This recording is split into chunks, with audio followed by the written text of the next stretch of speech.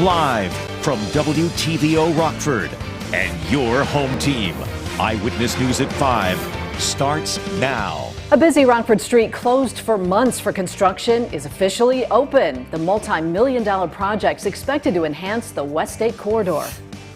Daylight saving ends Sunday. That means turning your clocks back an hour. Doctors share some advice for easing into the time change. Plus, it's department versus department at Rockford City Hall. The friendly competition shows workers' commitment to helping the community. Good evening, I'm Mimi Murphy. And I'm Eric Wilson. After months of reconstruction, a busy Rockford Road is now open. West State Street from Day Avenue to Independence Avenue is now allowing traffic. Today, the city celebrated. Nikel Delgado was there. Nikel, there's plenty of excitement. Eric, Mimi, many tell me this project has been long overdue, and they're happy the upgrades are finally here.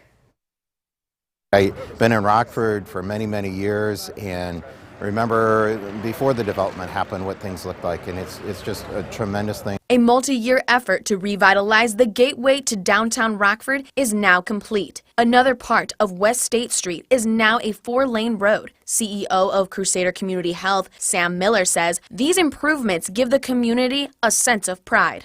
The neighborhood is inviting now, and it's a sense of pride really that comes with all the great improvements that are happening here. The area from Day Avenue to Independence also includes new storm sewers, signals, sidewalks, and a multi-use path. The city of Rockford partnered with IDOT to complete the $6.5 million project. Mayor Tom McNamara tells me this renovation is for the people who live here, and it's long overdue. This area has not seen the investment that it needs to and deserves to see for far too long. This is just one more piece of that, and really excited to continue to invest in all corners of our community. McNamara says the city plans to continue to invest in our communities because they are worth it, and this is just the start. But I really hope that they're understanding that it's a new day. We're investing in every corner of the city of Rockford, and we want to help lift up all parts of Rockford. While Miller believes these improvements will make the quality of life on the west side better and safer for residents, business, and visitors. I know it makes it a lot easier to access us at Crusader, and hopefully it'll continue to add growth along the corridor here. This improvement now expands and widens the beautification of West State that was done a few years ago. Mimi? All right, thanks, Nikel. A former Rockford man learns how long he'll spend in prison for tax fraud. 35-year-old Michael Mendoza will spend 33 months in federal prison. He must also pay more than $400,000 to the IRS and $80,000 to the Illinois Department of Revenue. Mendoza admitted in a plea agreement that back in 2014, he prepared and electronically filed with the Internal Revenue Service, where he claimed a refund of nearly $80,000. He also admitted that between 2009 and 2015, he made additional false claims to the IRS and the state of Illinois seeking tax refunds that he and his 2 relatives were not entitled. As the country sees an increase in RSV, the flu, and COVID cases, health experts warn about a surge of pneumonia cases. Pneumonia infects the lungs. It can cause mild to severe illness in people of all ages. According to the CDC, viruses, bacteria, and fungi can all cause pneumonia. Adults are most prone to getting it. Data show more than 47,000 people died from pneumonia in 2020. Symptoms include high fever, fatigue, chills, cough, chest pain, shortness of breath, and headache. If you have a fever greater than 101, or if you are a person that has any of those high-risk factors, you have COPD, you're immune compromised, any of these things that would make you higher risk for pneumonia, you should just seek treatment. It's better to be safe than sorry. It's easier to treat you when you're less ill than when you're struggling to breathe and we have to send you to the emergency room. Gendron also says people who have pneumonia are prone to getting it again. Treatment options include antibiotics for bacterial pneumonia and rest and fluids for viral pneumonia.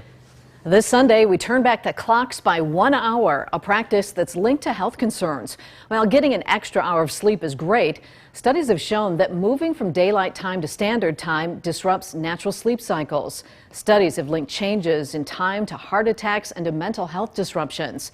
Experts suggest maintaining a daily routine that promotes uninterrupted sleep. And ahead of this weekend's time change, people can try going to bed later to prepare for the change. If you want to switch your clock, then do it in 15-minute increments and don't expect it to happen overnight. You can't just go to bed, an hour ahead and expect it to work. It's not going to happen. So if you go to bed at 9 p.m., she suggests starting to go at 9:15 p.m., then 9:30 p.m. A tailgating fundraiser breaks out in the lobby of Rockford City Hall. The money collected goes towards a state-line nonprofit. City departments competed to be crowned chili cook-off champs. The annual event featured a highly contentious race between Public Works, Police, Fire, and Human Services. Each department had a themed booth offering chili with different sides. Rockford Fire Department entered its Great Bowls of Fire dish into the contest, all for a good cause. It's fun and exciting, and the competition there. Hear everybody rooting for each other and wanting to taste that chili and see what's the best chili out here in our city. All the money raised went to United Way of Rock River Valley Employee Giving Campaign. Powerball jackpot grew to a record $1.6 billion for tomorrow's drawing. It is now the largest lottery prize in history. The lump sum payment is about half that, minus taxes. It's been more than 3 months since anyone's matched all 6 numbers. Fewer people are buying as many tickets for each drawing compared to several years ago. That means a smaller percentage of the millions of possible number combinations are covered, and the likelihood of a winner drops. The Biden administration's encouraging people to apply for student loan forgiveness, despite the fact the program is on hold due to a court ruling. Coming up, we look at the timeline of the legal fight. And turning back the clocks this weekend isn't the only thing you should be changing. Coming up at 6, the reason the state of Illinois is asking people to check their smoke alarms. And our temperatures today made it into the 60s despite the rain and clouds, but winds begin to be a big factor overnight tonight and tomorrow. How strong will those winds be? Find out in just a few minutes. You're watching Eyewitness News, your home team with Eric Wilson, Mimi Murphy, Scott Leber, and meteorologist Jordan Wolf. President Joe Biden and Republican House Minority Leader Kevin McCarthy are both in the Chicago area this weekend. The president will attend 2 events over the course of today and tomorrow. McCarthy will take part in a fundraiser for Republican Keith Pecaw today. Pecaw is running against Democratic incumbent Sean Casten in the 6th Congressional District. The Congressional Leadership Fund, which is a super PAC aligned with the GOP House leadership, announced this week a nearly $2 million ad buy targeting Casten. Vice President Kamala Harris will participate in a rally with Senator Tammy Duckworth Sunday. President Biden approved student loan forgiveness that could help tens of millions of Americans. But the program's on hold because of lawsuits. Still, the Biden administration encourages people to apply for relief now because a ruling is expected soon. Washington correspondent Alexandra Limon reports. They're suing me, trying to block relief. The Biden administration says some 26 million people have applied for student loan forgiveness, but the relief can't be delivered because of a pending lawsuit brought by Republican states. It's unfortunate because while we have Republican attorneys general doing this, they're hurting their own folks. Republicans and Democrats stand to benefit from this. A lower court struck down the lawsuit, saying the states had no standing, but the debt relief is still on hold while an appeals court decides what happens next. Secretary of Education Miguel Cardona says he's confident the administration will win. Given the HEROES Act and given that we're in a pandemic, a national emergency. The program isn't only facing legal opposition. Republican lawmakers on Capitol Hill also want to stop the loan forgiveness. On Twitter Thursday, Senator Marsha Blackburn said, thanks to Biden's student loan forgiveness, inflation will worsen. But the president says Republicans have no room to criticize the relief. They have a number of these members of the Congress that got significant payment from the PPP program. One of them got back $2,100,000. Of the 26 million applications, 16 million have been approved, but the administration can't actually provide the relief until the courts allow it. In Washington, Alexandra Limon. It's been a rainy end to an otherwise beautiful work week here in the state line. Coming up, Jordan shows us it gets cold and windy this weekend.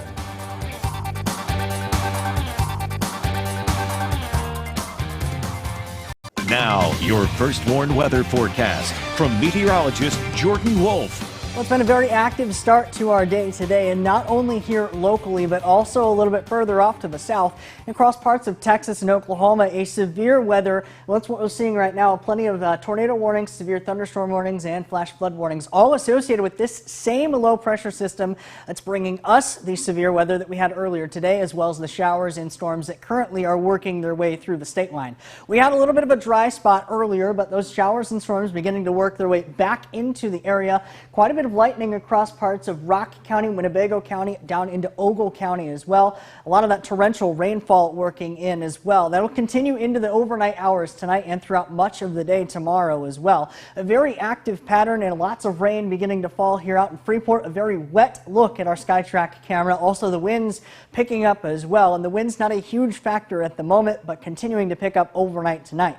Let's check in with a couple of our weather watchers here. Sandy in the Kirkland Fairdale area, 64 degrees. Also a 1/10 of an inch of rainfall so far. Jim on the southwest side of Rockford, 65 degrees. He's got 2/10 of an inch of rainfall so far. Not a whole lot of rainfall has fallen across parts of a little bit further to the south and southeast, but a lot of more of that heavier rainfall remaining a little bit further off to the north and northwest. A little bit higher chances that we could see some of that torrential rainfall working its way in overnight tonight and into the early part of tomorrow.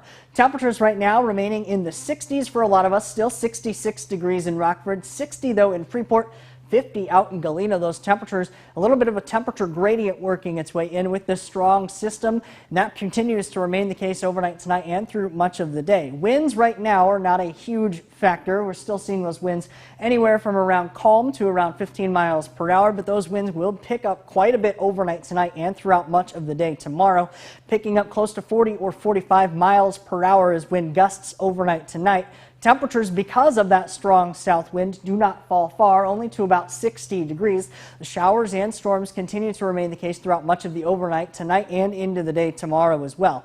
Temperatures tomorrow, notice the temperature did not change between our overnight low and high tomorrow, only 60 degrees. That will be reached very early on in the day. Most of the day for the afternoon and evening will actually be spent in the 50s and even down into the 40s. So it's going to feel quite a bit cooler, and also notice the winds picking up, gusting up close to 50 or 55 miles per hour out of the south-southwest. Sustained winds right around 25 or 30 miles per hour. Now temperatures continuing to fall for the afternoon and evening, but winds remaining the big factor out there. That's because of this low-level jet system. That's that strong low-pressure system working its way in. That's going to continue to bring those winds into the area.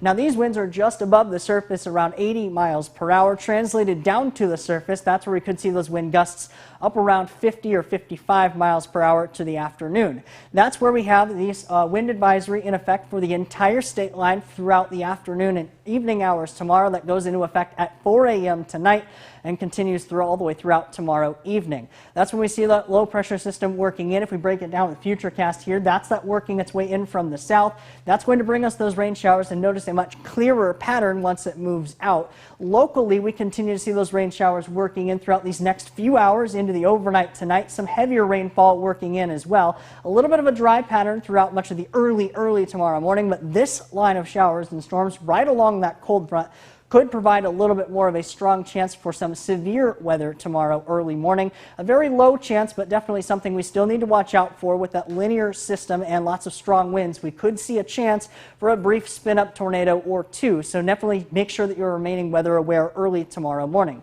We quiet down quite a bit beyond this. Still temperatures into the 60s early Saturday, 62 once again for Monday, back into the 50s and 60s. A much quieter pattern all the way through into the end of next week.